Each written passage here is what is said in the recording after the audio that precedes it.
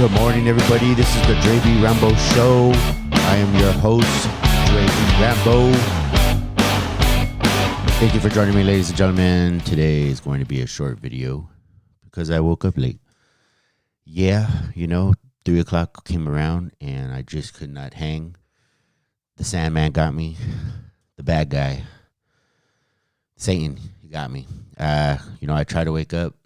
And I was just like, man, I needed some much needed sleep. Last night I came home, got home from work about, close to 7:30, 8 o'clock. Had dinner with my wife. She was not too thrilled with me. I guess I must have been cranky. And I went straight to my room, went to bed about 8:30, and I must have just knocked right out. I was so tired. And then this morning I tried to get up, and I could sense the disappointment, I'm sure. And, that's going to happen, ladies and gentlemen. We are going to disappoint people. We're going to disappoint ourselves. But you know what? We got to keep going. Because at the end of the day, we're not going to be able to make everyone happy. And you're not always going to be able to be your best. You're not always going to be 100%. And that's okay. One of the things that I've been trying to do is to maintain a consistent schedule, and that has proven to be very difficult because I wake up so early now that I find myself often being very tired. So that's a thing that I'm trying to figure out. How do I go out through my day without, I'm at work, literally, just like looking at my computer screen, like ready to knock out. I'm still able to function, my brain, somewhat, and get my work done, obviously, because I don't want to be fired. But it's been a real challenge trying to figure out, okay, how do I get to bed on time? Because the reality is no one's on a 3 a.m. wake-up schedule like I am, right? The kids are not on a 3 a.m. wake-up schedule. My wife's not on a 3 a.m. wake-up schedule. And part of the reason why I wanted to implement waking up at 3 is because I found that I hadn't had a lot of time for myself, And, with especially with going to work, I knew that there just wasn't going to be a lot of time for me and the things that I want to do and accomplish. So I thought to myself, you know what? I can do all the things that I need to do with my family and my wife and the kids and meet those obligations. And at the same time, I could wake up earlier and I can get the things that I need to get done, like my health. I sit in an office all day in front of a computer screen. And if you're like me, I deal with a lot of weight issues because I just have that. Well, I was going to say I have those genetics, but let's just get real. I eat a lot. That's my problem. I eat a lot and the food's crap here. And, I end up overeating. And when I'm sitting sedentary all day typing on my computer, I get very heavy. It's very easy for me to put on 20, 30 pounds. Right now I look great. I look like a Greek god. But normally I don't. Because, I've had people tell me all the time, like my son, he's just like, man, you're the only guy I know who can be 250 pounds one week, and then the next year, 205 pounds. And it's true. I can lose weight very quickly, and I could put it right back on just as fast. So it's not really that great that I could take weight off so quickly because I could put it back on so fast. But that being said, I'm trying to figure out, how do I go about meeting all the expectations of everybody else and also meet the standards that I set for myself? Because I've set a very high bar, waking up at 3 in the morning when you're going to bed at 9, 10 at night. You're putting your kids down to sleep they should be in bed by 8. If it were up to me, they should be in bed by 8, 8:30. But, in reality, if you have kids, you know how tough it can be sometimes for some of us who don't never read the parenting books, how hard it could be to get your kids down on time, especially when they're 5, 8, and 9, right? And so I've been trying to figure out, okay, well, how many days am I going to be, how often can I, or how long can I operate on only 5-6 hours of sleep every night? Well, for the last month or so, I've been doing pretty good. But I noticed that I'm tired. Throughout the day, I get a little sleepy. Yesterday, I went and I took a nap in my car during lunch. I didn't even take a lunch. I just took 15 minutes to go and take a nap in my car. And I didn't take a lunch because I had some, other work to do. And so I had to go back and make sure that I got it done. So my wife and I have been talking about balance. How do you balance your schedule so that way you're still meeting the expectations that we have for you as your family? And I got to figure that out, because if I don't, it's not going to go well for me. And at the same time, it's like a double-edged sword, because I have to take care of my health. And the only time I have to run is early in the morning.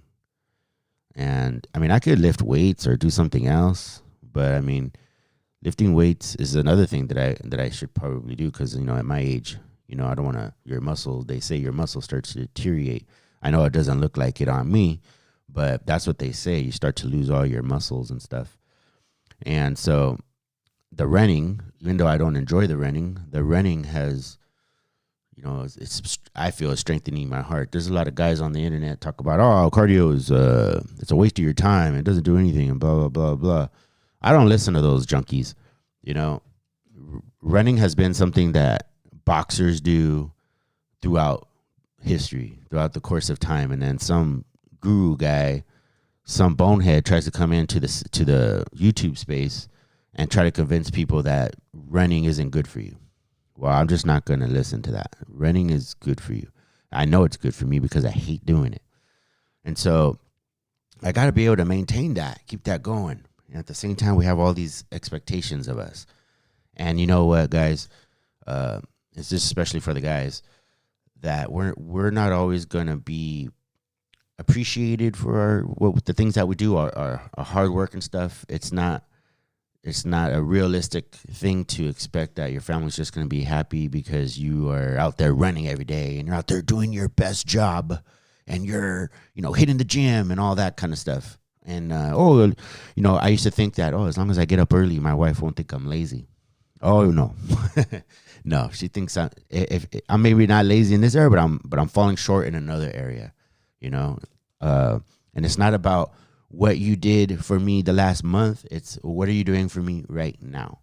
And that's by design, I think, because God doesn't want us to be lazy, and he doesn't want us to just say, I built the temple last week. It's been finished.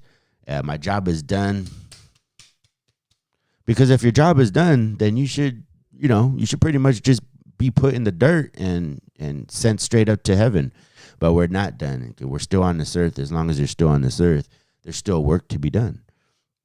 So balance. How do I figure it out? I don't know if balance is the best word, but how do you prioritize? What's going to give you the most value? Obviously, running and waking up at 3 a.m. and going for a run, and then getting into my Bible for a few minutes, and then doing a podcast, and then getting ready for work, and doing all this stuff, and maybe even cleaning the kitchen while I'm at it, and doing all that stuff before I even get up, before anyone else even gets up for school, or before my wife even gets up to get them ready for school, and doing all that. Where am I bringing value to the house by doing all that? Am I bringing value to my family? Well, I'm bringing value to myself. Absolutely bringing value to myself. But am I bringing value to the family? And that's a question that I got to figure out. How much value am I bringing compared to how much value am I leaving on the table? Where am I better putting my time? Is my time better being spent doing this, or is my time being better spent doing this? And, well, I tell you what, I'm not going to stop doing my podcast. and I'm not going to stop running early in the morning. But I still have to be able to meet expectations and obligations. So where's the rub? How do you figure it out? Well, I may have to prioritize. I like to wake up at 3 a.m., but maybe I don't have to wake up at 3 a.m. Maybe I could wake up at 4 a.m. like I was before. Right now it's only 5:36 in the morning. And I got to get going too, because I got to teach a jiu-jitsu class, right, at the UFC. And that's another expectation or another obligation, and people who are counting on me to be there. Why? Because they're going to be there and expecting instruction from me, right? It's not like I could just not show up and say, hey, you other person, teach the class today. Unfortunately, I don't have any students yet that are at that level that they can teach a class. So I have to make sure that I'm there, just like I have to make sure that I'm there for my family. And so as I go through this journey, and with the few minutes I have left here, as I go through this journey of trying to figure it out, just like I text my wife the other day, look, I'm still trying to figure out who I really am. I was a drunkard. I was a guy who lived a certain way, and then there was this middle section where, I was sober and everything, but I wasn't leveling up or doing anything. There was nothing going on, and believe me, she wasn't happy with that either.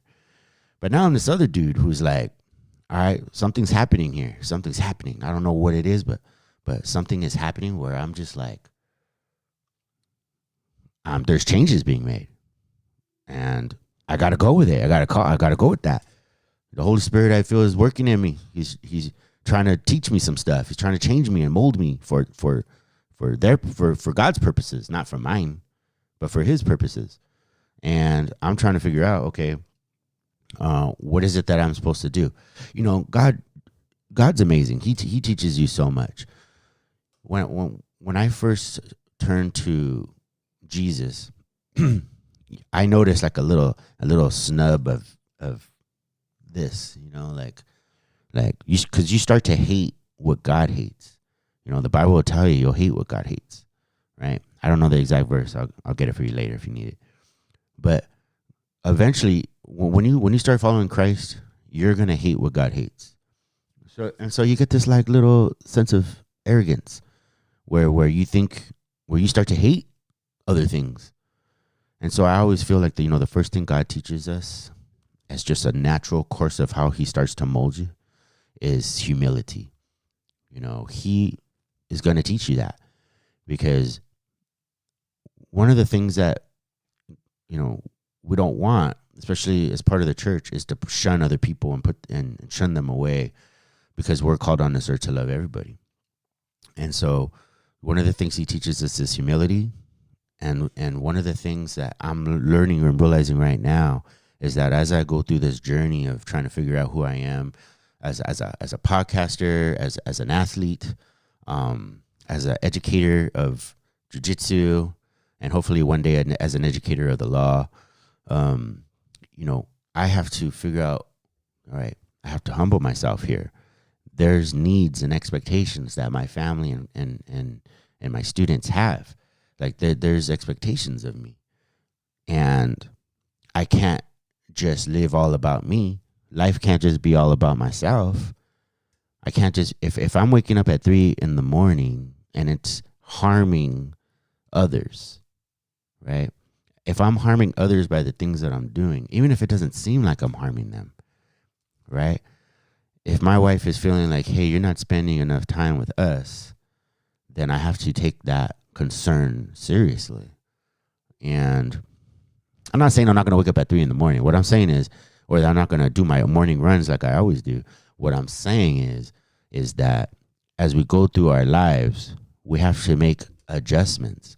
We have to adjust things and be aware and cognizant of the fact that there's certain changes that need to be made. We can't go through our lives just la-di-da-di-da, la-di-da-di-da. What I'm doing doesn't matter as long as I'm bringing the bread and as long as I'm, picking up the house and doing the yard. And, I used to always think that was enough. And it's not enough. It'll never be enough. Let me tell you that, guys. You know, if you get upset and angry because you feel like you're doing all this stuff and you're doing all this for the family and you're doing all this for the house, and you should be able to just kick up your feet and drink a beer and watch the game, guess what? That ain't going to fly. It's just not. The reality is that we got 24 hours a day. We're men. And people are relying on us. The women, the children, they should not have to be mentally stronger than you. You're the dude. You're the guy who's got to get out there. And so I'm going to talk more about this because I really think this is a good subject. But it's just food for thought. You know, on our journey to holiness, we got to make sure that we're always thinking about how we can better ourselves, how we can strengthen ourselves as men so that we could be strong for the people in our lives, for the kids, for the wife. How are we going to be their rock? Jesus is the cornerstone. We got to be a rock in this family, and we got to figure that out. How do we be the best man we could possibly be for our family? How do we do that? Well, we're going to discover that on the Dre Bee Rambo show. I can promise you that. We're going to figure this out, guys. We are going to change America one man at a time. We're going to make sure that we level up, man up, and create a new society of strong men. I'm right here to help us do that. Let's get it going, guys. We're going YouTube famous. I love you all. And remember, stay holy.